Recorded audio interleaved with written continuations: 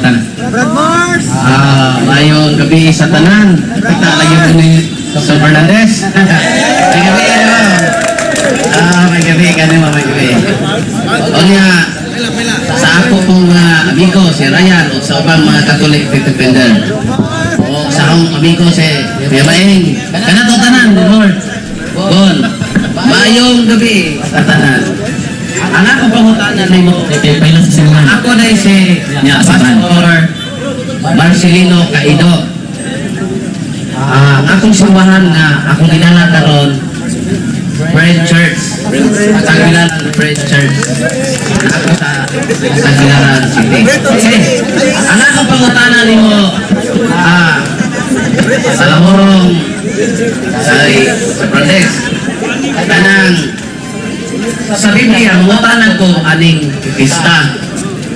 Sa Biblia, na pista na gitambungan ni Ginoong Kristo o sa iyang mga itinunan. Kini nga pista. Pista niya nga ilang itambungan ni Kristo, pista sa unleavened bread, Passover, first fruit, Pentecostes, trumpet, atonement, o tabernacle. Kini pito ka pista. O na yung pista na inatambungan sa mga sumusunod ni Kristo. Ang akong pangutana, kaning pista lagi practice kaning itong mga Katoliko. Pista ba ni nagitugot sa Biblia? Primero po ng pangutana ako na pagkaiduman.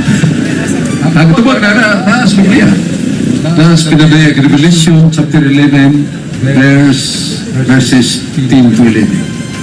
Doon na yung mga kapropeta nga nangamatay. Mga balaan sila. O isahulog sa katawan ang kahulugan sa ilang kamatayon. Isahulog nila sa kapista. Karong pagpasidulog yan itong gidawat sa Ginoo. So nas Biblia. Kaya tao. Yan ay kapista. So ang imong iputana nga naabigay pagsawog sa pista nga referido sa tao nga gipasidungan na duha ka propeta. Tao ba na? Di man na mananaw. Lain po tayo.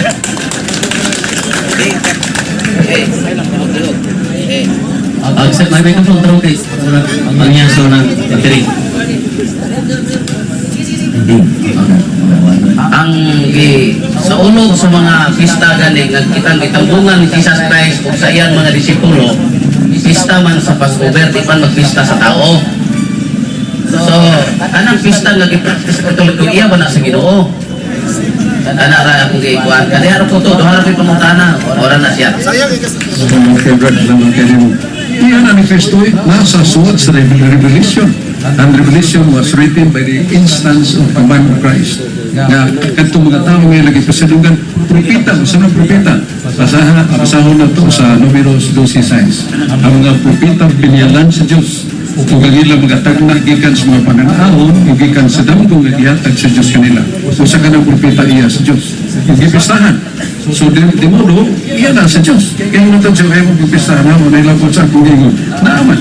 Isahulog sa mga tao, pagkain o anong kapropeta na namatay. So, ang imong pangutana na tupad. Salamat. Okay, so wala to. So wala ilays. Salamat, Brad.